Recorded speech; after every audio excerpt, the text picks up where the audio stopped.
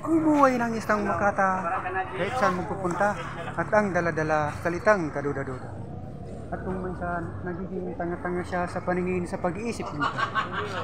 Pero ang tangang isang ito ang isang gumigiliw sa puso niya at ang bumubuhay sa patay na pakiramdam niya.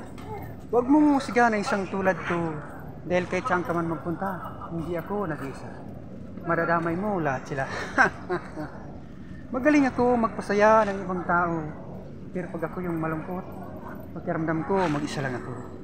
Yan ang nagpapatingkad sa umaga nyo, ang tangang isang makatang ito. Alam mo ba kung anong masakit na katotohanan? Yung sarado yung mga mata nila sa kabutihan mo, pero bukas yung mga bibig nila sa mga pagkakamali mo. Kaya lawakan mo lang lagi ang pag-unawa mo. Dahil hindi lahat ng tao katulad ng takbo ng isip mo. Minsan, gusto mong itama ang mga pagkamali mo, pero dahil sa nakikita mo sa iba, di na. Pinipilit man nilang itama ka, pero di na. Dahil ginagawa lang naman nilang panakitbutas sa mga pagkakamali nila. Ang bawat sabi nila, di ba? Kaya di na. Di na nila may tama yung sarili nila sa mga bawat pagkakamali nila. Tapos, itatama pa rin iba. Di na.